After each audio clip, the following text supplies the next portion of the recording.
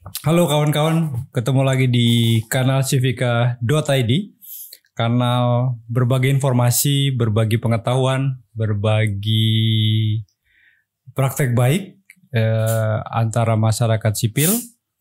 Dan kali ini saya sedang kongko ngobrol sama kawan lama, Kang Mas Setio, karena dari Solo saya manggilnya Kang Mas. Apa kabar, Set?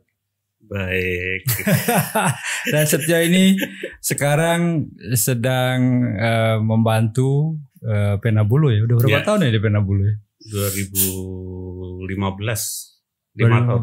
Iya, 5 tahun. Gak terasa ya 5 tahun. Gak terasa. Penabulu ini namanya unik. Kayak simbol pengetahuan masa lalu dan juga kelompok-kelompok jurnalistik ya. Kenapa sih Set namanya Penabulu, Set? Nah, kalau dari cerita para pendiri itu nama temuan sebenarnya, maksudnya nama nggak sengaja nemu gitu. Jadi awalnya itu yang dipikirkan itu adalah apa yang dikerjakan gitu. Jadi Penabulu sendiri awalnya didirikan oleh beberapa orang yang fokus di bidang akuntansi ya, beberapa juga alumni STAN bahkan. Nah, tahun 2002 itu ada keprihatinan dari teman-teman yang bergerak di bidang akuntansi itu bahwa banyak organisasi masyarakat sipil yang mendapatkan alokasi hibah dari berbagai donor itu tidak memenuhi kaidah akuntansi dalam pencatatan keuangannya, sehingga kemudian proses pertanggungjawaban, proses pelaporan itu seringkali mendapatkan kesulitan gitu. Nah, berawal dari situ kemudian beberapa orang berkumpul, terus kemudian sepakat membantu organisasi masyarakat sipil dalam melakukan pencatatan keuangannya. Gitu. Oh ya, ini memang nama Penabulu kayaknya lebih melekat ke situ ya. Karena awalnya memang berdirinya di situ. Nah, mulai dari situ kemudian ada kegiatan yang kerjasama dengan lembaga donor untuk membantu pengelolaan keuangan granti-grantinya gitu. Nah, dari situ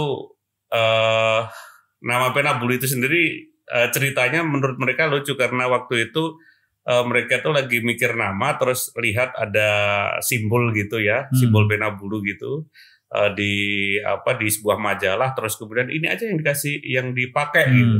Terus namanya apa ya, Penabulu, ya sudah. Jadi nama Penabulu gitu. Itu versi teman-teman. Tapi filosofinya memang mengerjakan pencatatan.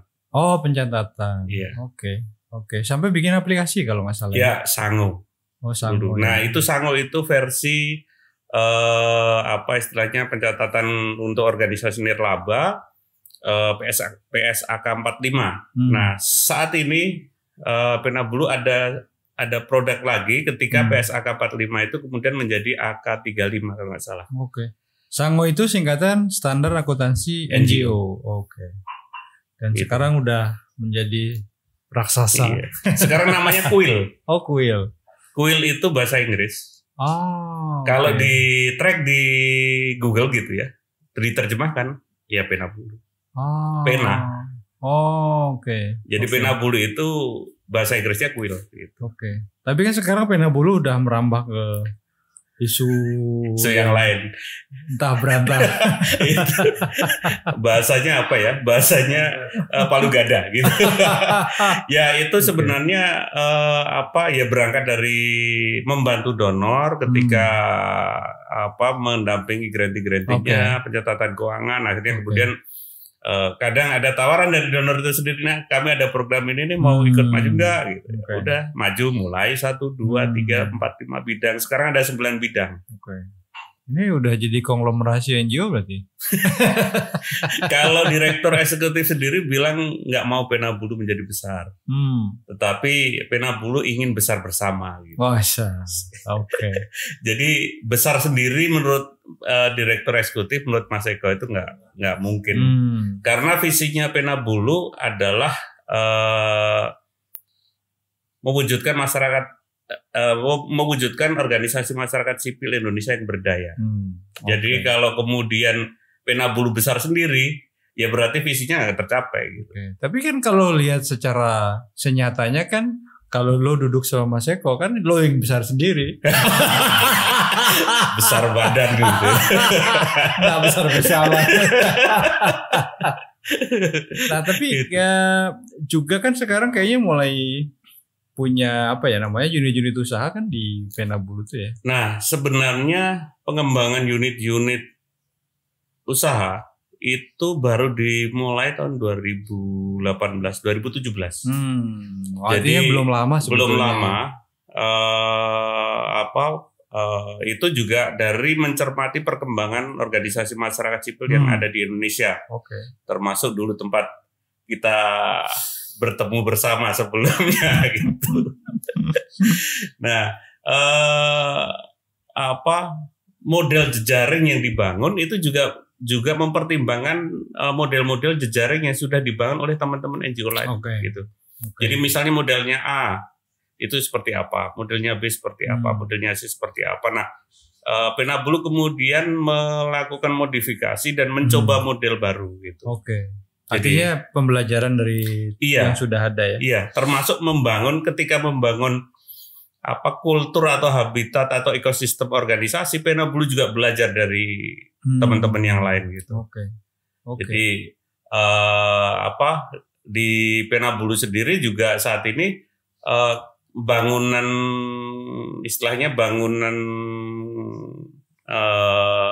hubungan antar orang-orang yang ada di Pena Bulu memang saat ini lebih banyak seperti hubungan kekeluargaan begitu yang dibangun gitu, bukan hubungan hubungan profesi gitu. Dalam dunia kerja gitu maksudnya. Iya. Sehingga kemudian ya NGO harus, menurut Pena Bulu NGO kekuatannya di situ. Kalau kemudian NGO di model privat misalnya, itu ya semangat NGO-nya jadi hilang gitu. Ya berubah jadi mungkin cakap secara kalian gitu ya, tapi sosialnya mungkin menipis ya. Iya. Karena justru ketika ini misalnya dulu kita awal dari lapangan, terus kemudian pencatatan kita kocar-kacir gitu kan. Nah, ketika pencatatan ditata, harusnya lapangannya jangan hilang gitu. Nah, kadang yang terjadi itu ketika dilakukan penataan di pencatatan, lapangannya hilang gitu. Iya. Pekerjaan-pekerjaan teknokratis itu kemudian biasanya teman-teman ada pilihan ya. Iya. Seolah-olah harus memilih gitu. Iya. Merapikan pekerjaan teknokratis atau meneruskan pekerjaan pendampingan gitu kan. Padahal tidak, itu bukan pilihan tapi berhubungan. Dan ini sebenarnya aku juga belajar dari dirimu kan gitu. Yang dulu membawa itu kan dirimu gitu. Baru kemudian bisa tak wujudkan atau bisa tak implementasikan di situ. Iya gitu. Mungkin dirimu lupa, tetapi aku tidak pernah lupa kan. Nanti kita bicarakan tempat lain. Nah, tapi kalau bicara soal tadi mulai membangun unit usaha, itu apa sih sebetulnya yang dilihat oleh Pena Bulu gitu, sehingga strategi itu diambil? Jadi gini, awalnya kenapa membangun unit usaha itu sebenarnya itu juga unit-unit layanan internal awalnya gitu. Jadi kalau di struktur misalnya kemudian ada seksi apa gitu ya, unit layanan. Ini ada unit layanan IT, ini ada unit layanan apalagi ya, riset, ini ada unit layanan apa. Biasanya di setiap organisasi ada itu. Nah, ketika kemudian ada tawaran orang lain untuk juga dilayani oleh unit layanan itu, ini menjadi pemikiran kami. Kenapa kemudian tidak ini dijadikan unit usaha atau kemudian mitra yang kemudian mereka juga bisa otonom juga mencari kegiatan atau sumber pendanaan dari tempat lain. Dan Pena Bulu juga masih ada saham di situ gitu. Sehingga kepenginnya unit layanan atau unit usaha ini kemudian bisa berkembang. Gitu. Nah, kalau tadi dirimu sempat nyebut berdaya bersama itu ya. Ini kan kalau kita letakkan dalam diskusi di kalangan masyarakat sipil, ini kan isu yang cukup tua ya sebetulnya. Dan niscaya itu akan muncul ya isu itu kalau ada pertemuan jaringan masyarakat sipil gitu ya. Nah, sekarang situasi gimana, Seth? Apakah masih sulit memang? Iya, karena kita juga belajar dari masa lalu awal-awal kita ber-NGO gitu ya. Dulu sempat ada pertemuan forum masyarakat sipil, NGO dan lain-lain gitu ya. Ya, pada akhirnya ada gesekan ketika mulai berkaitan dengan sumber daya misalnya begitu. Ya, kadang kami juga mendiskusikan gitu ya. Jangan-jangan DNA orang Indonesia ini memang bukan DNA kolaboratif gitu. DNA-nya itu apa? Jadi gini, kalau kita ngelihat organisasi masyarakat sipil itu ketika satu isu itu bisa bergerak bersama. Tetapi begitu isu selesai, kemudian masing-masing harus mengorganisir dirinya, bubar gitu. Artinya memang kerjasama jangka panjang itu kita masih belum cukup punya contoh yang bisa dilihat ya. Belum. Kalau gerakan secara cair gitu ya. Ya, artinya kalau kita letakkan itu sebagai bagian dari social movement gitu ya, atau gerakan sosial itu kayaknya masih belum ya. Tetapi bisa memungkinkan karena ada penyatunya sebenarnya. Sumber daya. Bukankah sumber daya itu yang kemudian menjadi bahan diskusi dan terus menerus, dan itu masih menjadi tantangan sampai hari ini kan? Makanya kemudian bagaimana mengelola sumber daya ini, berjejaringnya dalam pengelolaan sumber dayanya ini gitu. Kalau kemudian pernah kita merasakan bersama misalnya uji coba berkolaborasi, kemudian ada sumber daya dititipin di satu lembaga, kemudian dikerjakan bersama-sama. Itu ya pernah berhasil, tetapi kemudian ketika sumber daya itu katakanlah sudah habis, itu kemudian kelanjutannya juga hilang gitu. Tetapi ada juga model yang sebenarnya kalau pernah dirimu singgung dulu gitu ya, itu karena aku juga belajar dari dirimu lagi berkaitan dengan misalnya ada kok ini forum yang bisa saling bekerja sama tanpa kemudian ada sumber daya yang mengikat mereka bisa. Ya memang ada yang bisa gitu. Tetapi pasti isu yang sama gitu. Tetapi kalau isunya cair ya nggak bisa gitu. Susah gitu. Jadi di sini sumber daya mungkin bukan hanya sumber daya anggaran, tetapi juga sumber daya isu, sumber daya manusia. Gitu. Nah, terkait dengan sumber daya itu sisi yang lain kan bicaranya kemandirian. Iya. Itu juga bahan atau materi diskusi yang sudah cukup tua kan. Memperkuat jaringan, kemandirian tuh biasanya muncul juga kalau jaringan CSO atau MS kumpul ya. Nah, sampai hari ini mungkin kita juga melihat ada beberapa model kawan-kawan yang mulai bergerak ke model mencari alternatif sumber daya finansial ya, atau logistik ya. Misalnya teman-teman Yapika itu bekerja sama dengan Action Aid Internasional, teman-teman ICW gitu ya. Terus yang sebetulnya di kelompok lain itu juga sangat baik ya, contohnya misalnya Dompet Duafa kan kita lihat cukup berhasil ya. Dan bahkan di beberapa tahun belakangan kita melihat ada model crowdfunding yang itu bentuknya adalah sumbangan kayak kitabisa.com. Itu kan luar biasa sebetulnya. Nah, tapi gimana sebetulnya posisi kawan-kawan CSO ini melihat situasi kayak gini ya? Di sisi lain kan kita juga lihat donor untuk beberapa isu kan juga berkurang drastis ya. Nah, yang dirimu lihat gimana? agak unik memang ini ketika saya masuk ke Pena Bulu ini kan kemudian jadi Pena Bulu sendiri membuka diri seluas-luasnya untuk isu-isu baru atau untuk cara-cara baru gitu. Model-model baru yang misalnya seperti kitabisa.com, terus Dompet Duafa, terus kemudian Yapika Action Ad, itu juga sedang kita coba juga. Gitu. Saat ini ada beberapa lembaga, bahasanya mungkin kalau di kita dulu ada kapal dagang, kapal perang gitu ya. Tapi di Pena Bulu ada lembaga sayap, dan lembaga sayap itu tergabung dalam Pena Bulu Aliansi Pena Bulu. Gitu. Terus kemudian ada tadi sempat disinggung unit usaha Pena Bulu. Kemudian juga ada cabang-cabangnya Pena Bulu untuk pelayanan-pelayanan khusus di wilayah-wilayah gitu. Nah ini aku juga baru ngalami di Pena Bulu ini, misalnya kemudian yayasan itu membentuk badan pelaksana gitu. Jadi Pena Bulu itu yayasan satu yang yayasan aktanya, tetapi kemudian di bawahnya juga membentuk akta baru badan pelaksana yang itu semi otonom gitu. Badan pelaksana boleh mengajukan, tetapi kemudian tetap harus ada koordinasi dengan badan pelaksana yang lain gitu.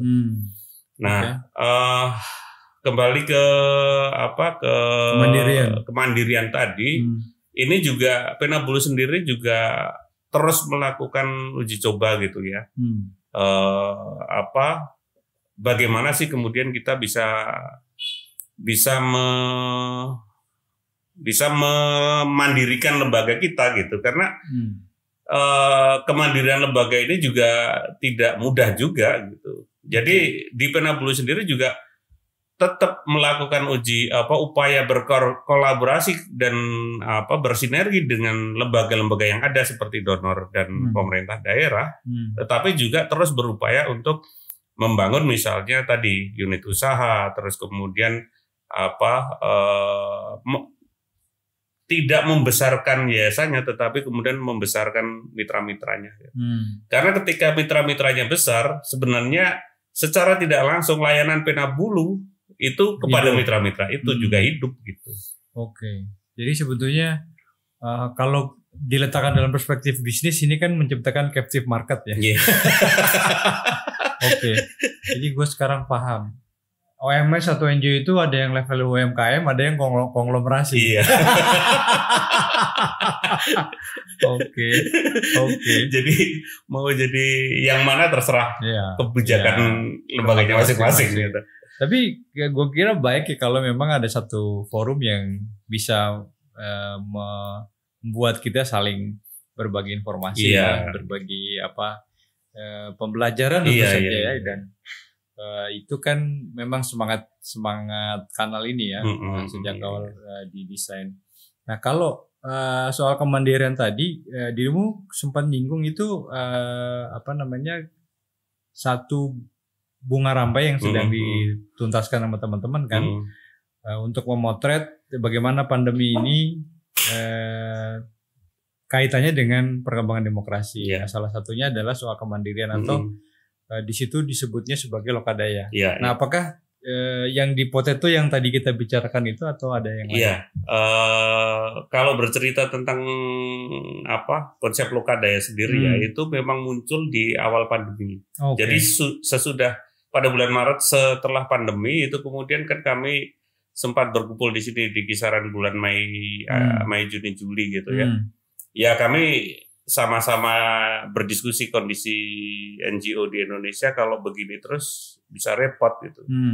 Sementara di satu sisi harus bekerja di lapangan, ketemu sama orang, tetapi di masa pandemi begini kan nggak bisa. Gitu.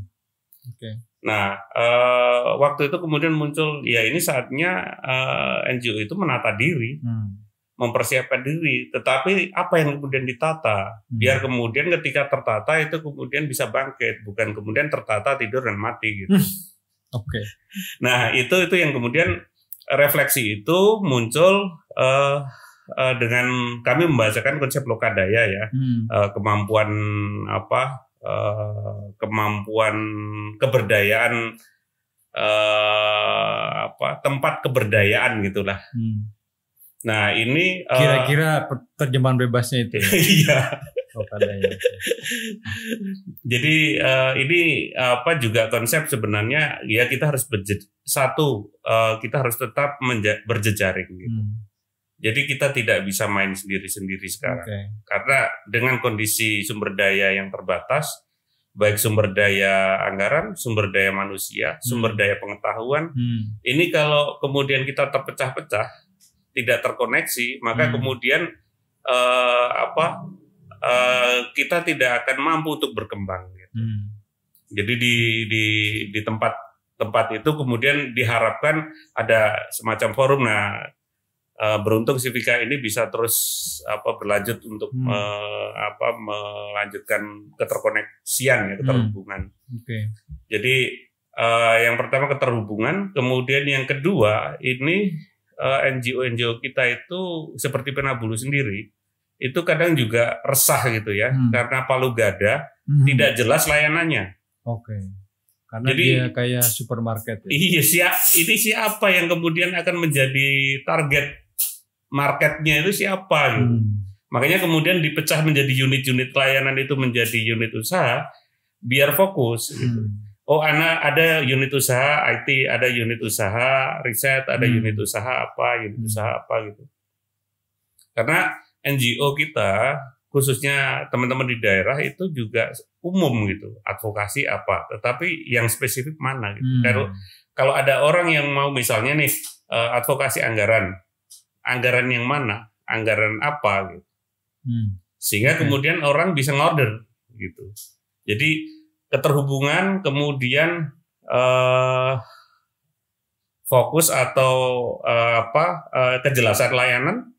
Kemudian yang ketiga itu adalah lokalitas. Jadi teman-teman di lokal itu banyak yang kemudian tiba-tiba terbawa pada isu nasional terus. Penguasaan isu lokalnya tidak diperdalam begitu. Misalnya kita punya teman misalnya di Banten misalnya. Ketika kemudian kita tanya terkait dengan isu-isu di Banten apa aja mereka nggak paham. Tetapi ketika ditanya tentang undang-undang Omnibus Law, undang-undang apa gitu, mereka sangat mengikuti gitu. Tetapi isu lokalnya nggak diikuti. Padahal dia di situ gitu. Nah, banyak teman-teman NGO kita yang begitu. Isu yang tidak terjangkau itu kemudian menjadi fokus. Padahal di sekeliling dia isu yang harusnya bisa ditangani itu banyak gitu. Gitu. Dan itu menjebak teman-teman NGO ketika ada peluang-peluang sumber daya yang ada di wilayah itu menjadi lepas itu. Karena peluang setidaknya kan ada beberapa peluang ya yang kita bisa lihat. Ada peluang yang dari anggaran negara, misalnya dengan konsep swakelola tipe 3 gitu. Atau kemudian ada peluang yang dari privat, industri atau usaha gitu. Melalui CSR misalnya. Bisa, CSR itu hanya salah satunya. Karena ada beberapa, misalnya ada kemampuan teman-teman untuk melakukan survei kepuasan pelanggan, kepuasan publik. Gitu. Nah, kenapa tidak ditawarkan kepada dunia privat yang mereka juga butuh? Misalnya ada perusahaan properti, itu kemudian mereka bisa melakukan riset dengan mengajak teman-teman atau teman-teman bisa menggandeng mereka gitu. Di sisi lain juga ada yang kemudian bisa berkolaborasi dengan masyarakat secara umum misalnya. Ini juga sedang kita uji coba juga.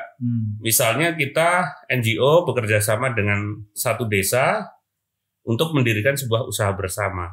Nggak usah besar-besar kita ambil sahamnya di situ. Misalnya mendirikan sebuah PT bersama gitu ya. Kita cukup misalnya di situ 20%-nya atau 10%-nya. Lainnya biar desa gitu.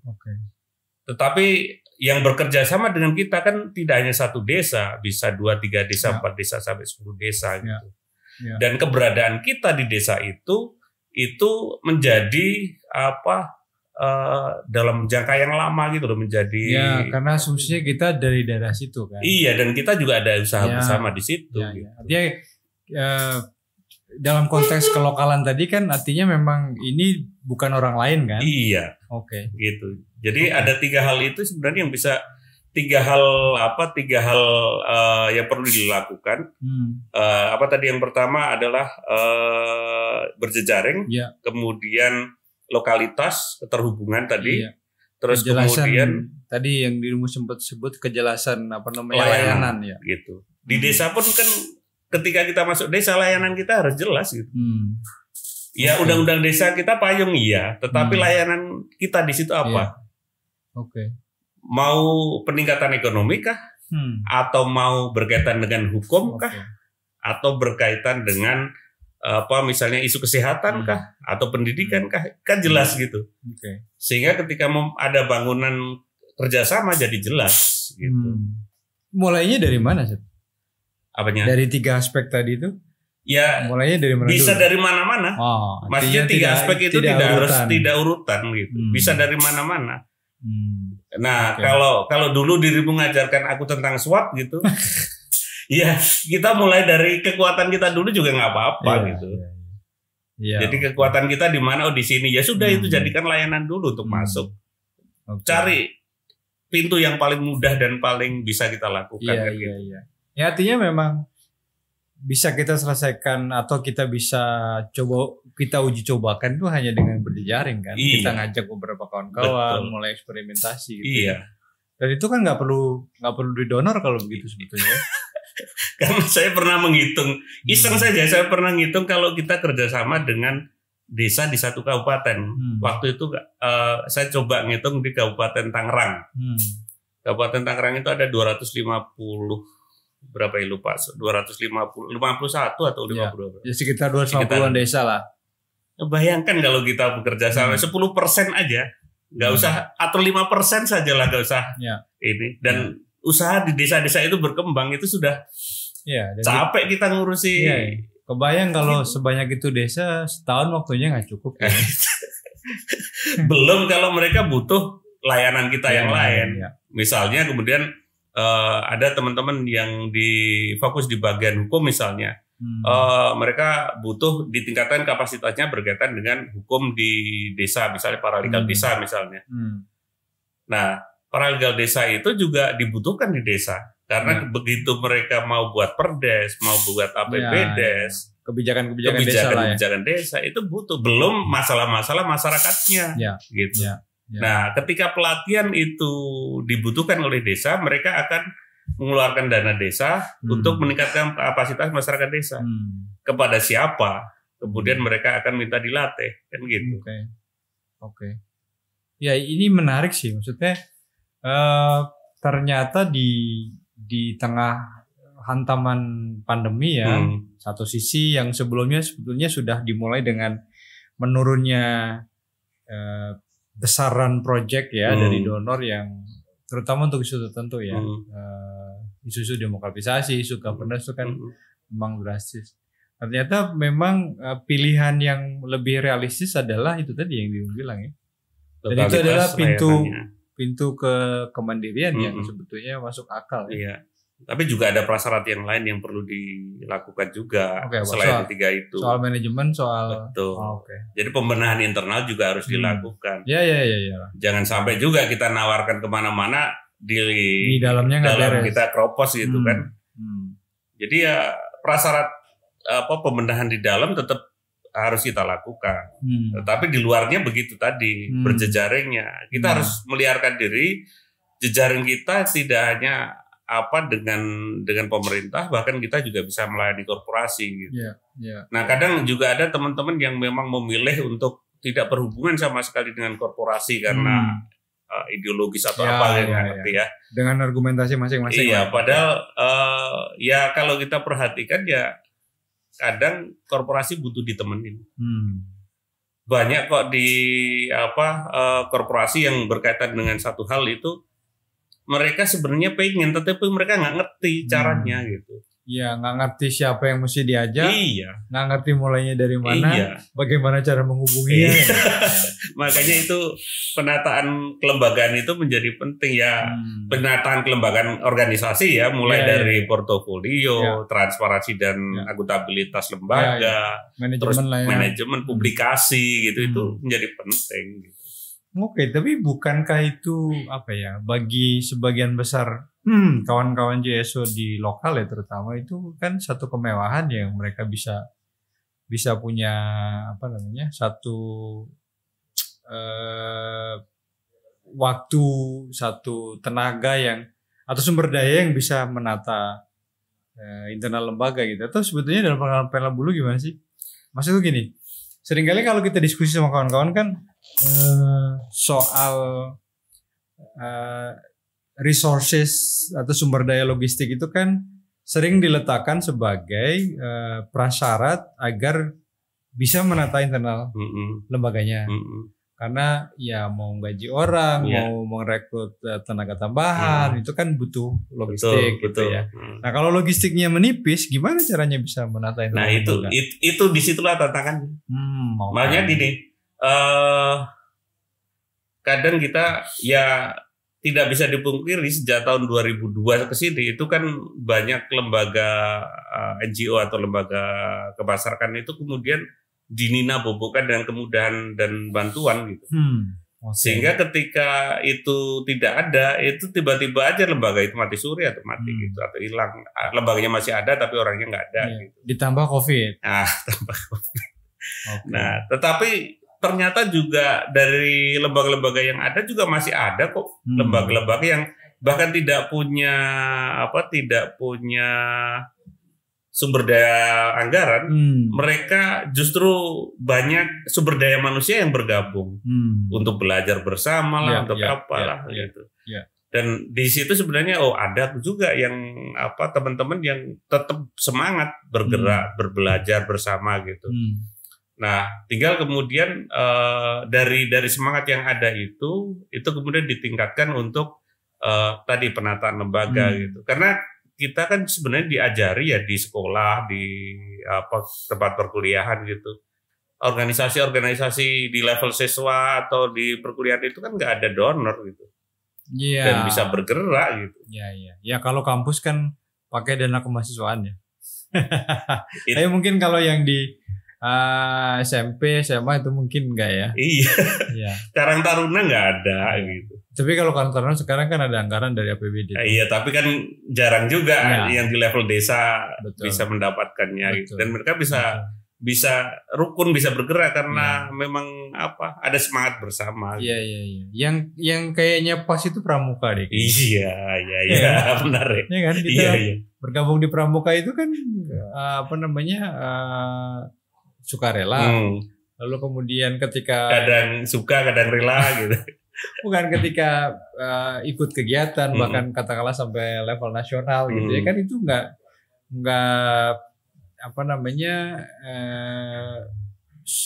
beberapa pembiayaan dari diri kita sendiri kan yang menanggung kan. Iya. Iya di beberapa lembaga kemasyarakatan sebenarnya juga tidak bergantung pada lembaga donor ya. Nah ini kadang juga menjadi refleksi kami juga. Kalau misalnya ada lembaga-lembaga yang misalnya berbasis keagamaan ya, itu juga mereka tidak ada dana dari donor gitu ya. Tetapi mereka juga bisa bergerak. Ya memang kecepatannya beda. Ya. Bahkan pada level kontribusi dari anggotanya ya. Iya. Artinya teman-teman di Penabulu melihat bahwa potensi kerelawanan, potensi volunteerism itu masih hidup ya sebenarnya. Masih kayak yang dilakukan misalnya oleh Yabika Action Aid misalnya. Itu kan isunya jelas, layanannya jelas gitu ya. Sehingga kemudian orang yang memang mau ikut terlibat di situ juga jelas. Nah, bukan tidak mungkin teman-teman dengan isu yang lain juga bisa mengemas itu gitu. Ya mungkin suatu kali nanti teman-teman ya Pika kita ajak ngobrol ya, bisa, untuk bercerita bagaimana mereka memulai itu ya. Betul. Oke. Karena beberapa waktu yang lalu kita juga ketika peluncuran Civica dan Bunga Rampai itu salah satu penanggapnya adalah Mbak Tuti. Mbak Tuti ya Pika Action Aid kan. Nah, beliau juga sempat menyampaikan hal-hal semacam itu gitu. Jadi bisa juga untuk sharing berkaitan dengan itu. Bagaimana upaya menggalang sumber daya dari masyarakat gitu. Karena itu menarik juga. Karena masyarakat sebenarnya juga seperti dunia privat tadi, seperti perusahaan tadi pengen bergabung, caranya bagaimana, menghubungi siapa gitu. Oke. Ya, ini satu informasi yang menurutku harus disebarkan karena ini kan membangkitkan optimisme ya di tengah. Artinya tenang saja, masih ada jalan, masih ada peluang gitu ya. Atau jangan-jangan memang kecenderungannya ke depan memang ke arah sana gitu ya. Bisa dengan potensi crowdsourcing yang lebih mudah dengan teknologi informasi. Orang terhubung dengan sangat mudah dari berbagai belahan gitu kan, bisa berbagi informasi dengan cepat. Sepanjang mungkin yang tadi dirimu bilang di awal ya, kejelasan layanan itu sebenarnya mengajak orang tuh mau kemana gitu kan, mau ngapain gitu, apa yang dikerjakan gitu ya. Karena kalau kita hitung kasar saja, 10.000 orang mengumpuli 10.000, mengumpulkan 10.000 anggaran 10.000 itu sudah menghasilkan 100 juta gitu. Nah, kalau penduduk satu wilayah itu katakanlah satu kabupaten itu pasti di atas 10.000 kan gitu, bisa 1 juta gitu. Nyatanya dulu gerakan misalnya koin Prita atau apa itu juga masif meskipun hanya ngumpulin 1.000 perak kan gitu. Untuk satu hal yang memang jelas gitu. Nah, tinggal kemudian next stepnya adalah pemanfaatannya harus transparan dan akuntabel gitu. Agar orang yang ikut terlibat itu juga percaya dan bisa terus terlibat. Nah, itu tadi yang dirimu sebut ya, agar bisa transparan dan akuntabel maka menata internal manajemen lembaga itu jadi penting. Tidak perlu sulit karena menata lembaga itu adalah seni gitu. Jadi istilahnya gini, kadang kita itu ketika pengen menata lembaga atau kemudian seperti yang dirimu bilang tadi kemewahan tersendiri gitu. Ya itu ketika kita membayangkan dalam kondisi yang ideal gitu ya. Tetapi itu bisa kita lakukan pelan-pelan dan terus proses ya. Gitu. Iya. Yang penting memang awalnya adalah kejelasan kita mau kemana gitu. Iya, mau apa, mau kemana gitu. Mau apa, mau kemana dan di mana. Dan gue kira kan kalau ngomongin transparansi, akuntabilitas kan yang paling sederhana kalau bagi kita yang Muslim tuh kan setiap Jumat kan kita. Betul. Contoh yang paling sederhana di masjid. Gitu ya, teman-teman yang non Muslim kan juga praktek ada praktek-praktek juga di tempat ibadah masing-masing. Itu kan sebetulnya simpel aja kan. Menginformasikan minggu lalu dapat berapa, digunakan untuk apa saja, saldonya tinggal sekian. Gitu. Iya. Dan itu kan juga terus berkembang kan. Iya. Nah, maksudnya kadang kita juga jebakan-jebakan ketika kita dapat, kemudian kita kadang investasikan untuk hal-hal yang tidak memicu gitu. Memicu untuk dapat lagi gitu. Nah, investasi-investasi yang kita lakukan itu perlu juga dipertimbangkan dengan cermat sehingga kemudian mendukung apa yang di layanan tadi gitu. Kalau investasi yang kita lakukan tidak mendukung layanan yang kita lakukan, ya ini nanti akan menjadi sebuah layanan baru yang layanan yang lama malah tidak terurus. Artinya nggak fokus ya jadinya kan? Iya. Sip. Ada lagi kah aspek yang dilihat terkait kemandirian dari 3 itu? Kalau ini juga masih menjadi PR dan ini mungkin teman-teman di Civica bisa mengembangkan lebih jauh ya. Ini berkaitan dengan pengetahuan yang dimiliki oleh organisasi-organisasi masyarakat sipil ini. Ini juga keterhubungan. Kalau tadi kan keterhubungan isu, keterhubungan gerakan. Nah, ini bagaimana keterhubungan pengetahuan ini juga bisa dilakukan gitu. Karena kadang kita melakukan penelitian pada satu isu atau satu tema itu menganggapnya belum pernah ada penelitian itu. Padahal bisa jadi penelitian pernah dilakukan. Dan kadang kita malu mengakui bahwa lembaga X pernah melakukan ini, lembaga Y pernah melakukan ini gitu. Seolah-olah kemudian wah kita keduluan. Padahal sebenarnya enggak, karena isu terus berkembang, masalah terus berkembang, dan cara mengatasi masalah itu juga berkembang. Ya dan gue kira inilah ya, teknologi informasi itu kan mengajarkan kepada kita bahwa dengan saling berbagi itu justru menjadi kuat kan? Iya, itu. Iya kan? Oke. Sekarang apalagi sekarang kan kekuatan netizen ini, dunia maya ini sudah jadi negara tersendiri. Maksudnya negara tersendiri ya. Ada kekuatan yang kemudian bisa membangun gerakan bersama.